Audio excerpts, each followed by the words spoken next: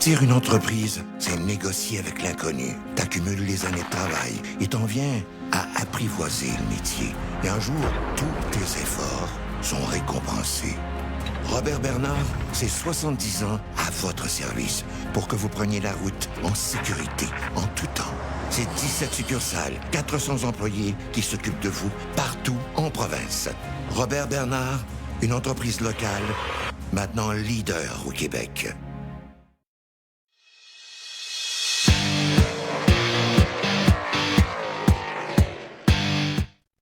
De retour à cette semaine aux courses présentée par Lucie Chevrolet. Pendant qu'en arrière, on a un nouveau régisseur, Mathieu Laramé, qui nous dit les temps.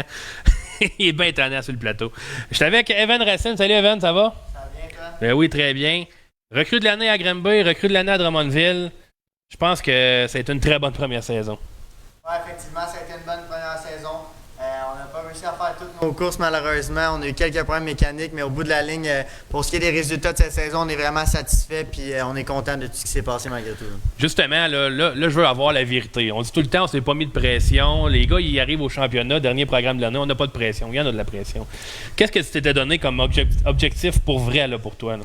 Ben, c'est sûr que cette année, mon objectif, c'était de faire quelques top 10. Je n'avais pas planifié à 100% combien de top 10 on allait réussir à faire. Je ne savais pas la compétition arrêtait où, comment on se serait situé dans le peloton avec les gars et tout ça. Mais c'est sûr que le but de la saison, c'était de faire les top 10 puis d'aller chercher les championnats de recrues là, cette année. Là, tu arrives, tu étais habitué de courir contre ton frère. Là, tu arrives contre ton oncle. Ton oncle qui est un des meilleurs pilotes sur terre battue au Québec. Tu étais avec vraiment la crème de la crème. Comment tu t'es senti dans tes premières courses, justement, de concourir contre des David Hébert, Mario Claire, les frères Bernier, ton oncle qui est ton idole également? Ça doit être spécial, ça? Ouais, c'est sûr qu'au bout de la ligne, c'est quelque chose de spécial. On se demande tout le temps comment on va réussir à se situer contre eux. Des fois, tu les vois partir juste en avant de tour au départ, puis tu te dis, je suis pas en train de. Même si je pars 10e, 12e, puis que le 11e, c'est justement mon oncle, ou ainsi de suite. Là. Des gars de ce temps-là, tu te dis, bon, ben, on est capable d'essayer de suivre la game, puis ces gars-là que je check courser depuis longtemps, ben, je commence à les suivre tranquillement, pas vite. Là. Justement, toi, tu as le numéro 54 en plus, 54R. Est-ce qu'il y a une pression supplémentaire de bien représenter ce numéro-là? Ah, c'est sûr qu'en début de carrière, je te dirais, chez Sportsman, en slingshot, go-kart, c'était plus simple un peu, moins de pression. Rendu en Sportsman, quand c'est devant tout le monde dans les grandes estrades, tout le monde qui regarde pour de vrai, pas les gens qui partent nécessairement à l'intermission, puis tout ça, c'est sûr que ça met une pression supplémentaire de dire, bon, ben, on a le 54, le char est pareil comme mon oncle, faut essayer de performer malgré tout. Tu as été tellement dominant en Sportsman. Est-ce que dans le fond de toi-même, tu étais un peu déçu au début de l'année parce que, évidemment, là, tu peux pas arriver et finir 5e à ta première course? Là? Ah, je pense pas que j'étais déçu. C'est sûr que c'est un step à prendre personnel de dire qu'auparavant, on allait aux courses et on se disait on va finir en avant. Mais malgré tout, là, de réussir juste à suivre les gars puis de voir qu'on finit pas nécessairement dernier, c'était bon pour le moral malgré tout. L'objectif était là puis on était au courant qu'on n'allait pas finir en avant dès le début. Là. Moi, j'ai vu vraiment un changement. Corrige-moi si je me trompe. Lorsqu'il y a eu les gros blocs à Drummondville, tu as eu une très bonne performance, tu as fini dans le top 10. À partir de ce moment-là, j'ai eu l'impression de voir un nouveau Evan Racine. On dirait que tu es tombé vraiment beaucoup plus confiant que tu étais. Là. Ah, c'est sûr que la confiance a augmenté à ce moment-là. De dire qu'on était capable de suivre les gars, tu sais, des fois, c'est une petite fraction de seconde qui dit qu'on est game de monter en avant du gars ou qu'on est juste capable de donner le coup de gaz un peu plus vite pour dire qu'on va suivre tout le monde. C'est sûr que là-dessus, d'en modifier une fraction de seconde, c'est quelque chose qui change énormément. Donc, c'est sûr que ça l'a aidé de faire une belle position, de finir en avant puis de suivre les gars. Là, ça l'a aidé. On a souvent des gens qui nous demandent la différence entre un sportsman et un modifié. Évidemment, on dit que c'est pas le même moteur. Un moteur modifié est beaucoup plus fort. Mais toi, comme pilote, là, ça a été quoi ton ajustement premier? L'ajustement premier, comme je l'ai souvent dit déjà dans quelques entrevues, c'est gager la pédale. La pédale dans un modifié, c'est fou comment tu dois vraiment plus gager, de dire que tu pèses plus lentement, autant que tu vas accélérer rapidement au bout du droit, tu vas arriver très vite. C'est de réussir à gager ça. En Sportsman, tu rentres dans le coin, tu le récrases d'un coup, il n'y a pas de problème, le char ne spinera pas. Mais en modifié, si tu fais ça, ce sera pas long que tu vas réussir à te spinner par toi-même. Là, on le sait, on a reçu ton oncle en entrevue. Il y a 2 gros blocs dans l'équipe Bernard. Est-ce que tu vas essayer ça, un gros bloc, dans les prochaines années? C'est sûr qu'un jour, je vais l'essayer, mais dans notre équipe, on dit toujours qu'on doit faire nos classes. Ça a pris des années avant que je monte en modifié. On a fait du go-kart, du slingshot auparavant.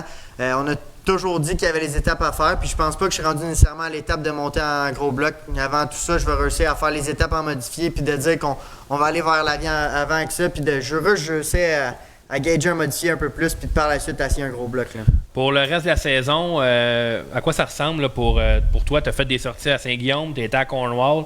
Est-ce que tu penses faire d'autres sorties? C'est sûr qu'on va faire d'autres sorties. Je vous dirais qu'on va être à Cornwall pour le grand week-end. On va être aussi à Brockville pour le grand week-end.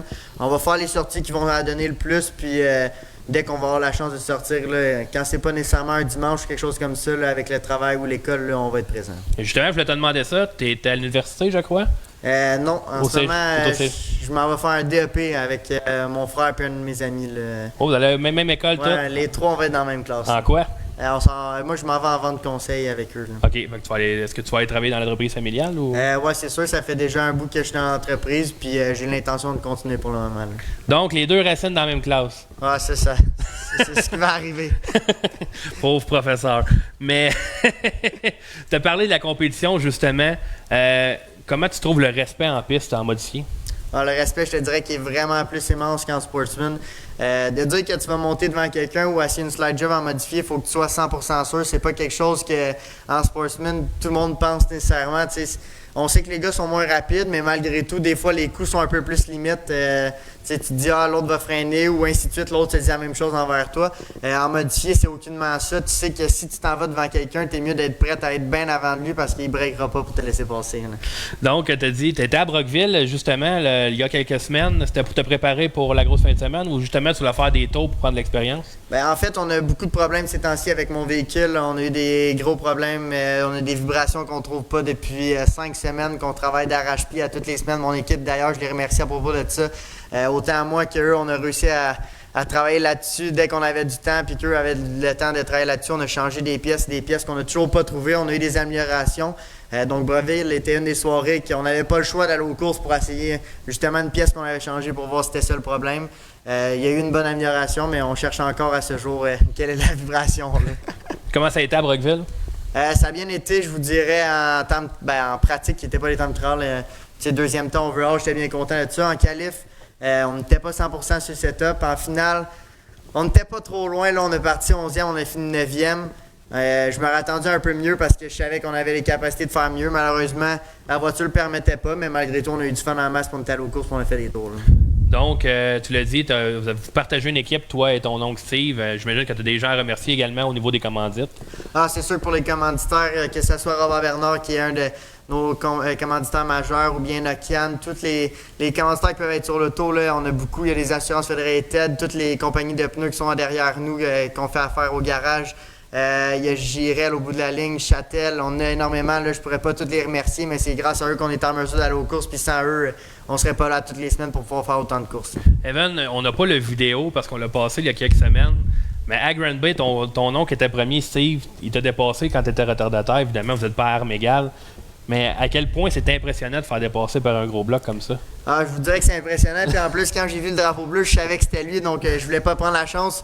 Dans le droit, j'ai décidé que je levais un peu le pied pour être sûr qu'il n'y ait pas d'accrochage. Puis, tu sais, ça a l'air de rien, mais quand on est dans la même équipe, ça peut vite faire une chicane au bout de la ligne s'il y a un petit accrochage ou bien que ça donne que c'est moi qui fais en sorte qu'il se fait dépasser par le deuxième.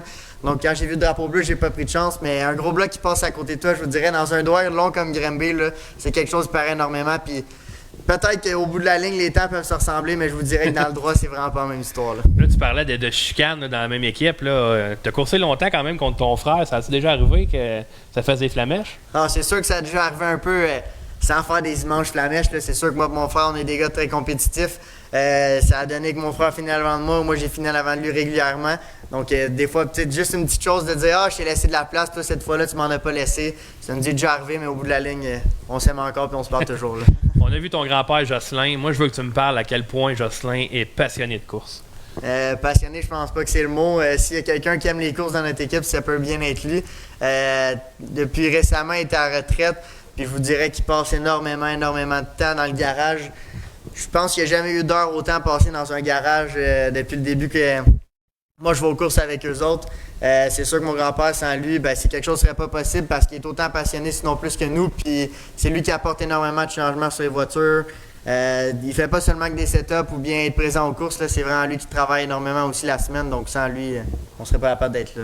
Au niveau familial, il doit quand même être le fun de passer toutes les fins de semaine avec ton grand-père. Ah, c'est sûr que c'est une chance que jamais je vais être en mesure de le remercier assez pour ça. J'ai autant d'amis qui voient pas leurs grands-parents toutes les fins de semaine. J'ai la chance de le voir aussi régulièrement l'hiver, mais c'est sûr qu'en été, le temps qu'on passe ensemble, c'est du temps de qualité toujours. C'est sûr que des fois, il y a des plus beaux et des moins beaux moments, mais au bout de la ligne, il y a plus de beaux moments que de mauvais moments, donc c'est quelque chose d'exceptionnel. Là, les saisons régulières sont terminées, il reste des courses, évidemment. Mais si on regarde ça froidement, l'an prochain, Evan Racine, quel objectif que tu te fixes? L'an prochain, je vous dirais, ça serait d'être constant, de réussir à finir top 10, top 12 certains de tous les championnats au Québec. Là, vraiment de pousser la machine jusqu'au bout puis d'essayer d'être constant à toutes les courses. Si je peux avoir un premier podium l'an prochain, c'est sûr que ça serait quelque chose d'inoubliable. Mais d'essayer de finir plus top 5 que top 10, là, ça serait quelque chose que je viserais pas mal pour l'an prochain si je suis en mesure. Bien évidemment, on va te le souhaiter. Je te remercie beaucoup, Evan, pour l'entrevue. Puis on te souhaite la meilleure des chances pour les courses qui te restent à faire. C'est moi qui vous remercie, puis c'est toujours le fun de faire affaire avec vous autres. Good. Fait que, merci beaucoup, Evan. Au retour, on parle de Formule 1 et de NASCAR avec les deux Kevin. Donc, restez là après la pause.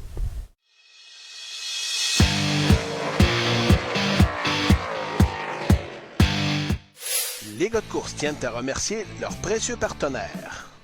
Groupe Génique, Garage P. Auclair, Remorquage du Plateau, DL Performance Distributeur VP Racing Fuel. Festidrag.tv, votre émission de sport motorisé tous les lundis 20h à Télémac et sur la page Facebook de Festidrag.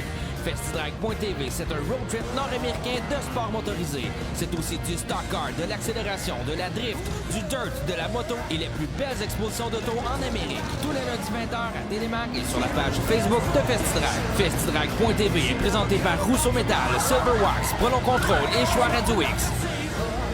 Vous êtes tanné de votre vieux bazou et vous voulez du changement? Richard Auto, c'est l'endroit idéal pour trouver votre nouvelle voiture. Que ce soit pour une première, deuxième ou troisième chance au crédit et plus, tout le monde est accepté chez Richard Auto. En personne, au 625A Boulevard Lemire à Drummondville ou sur Internet au richardauto.ca.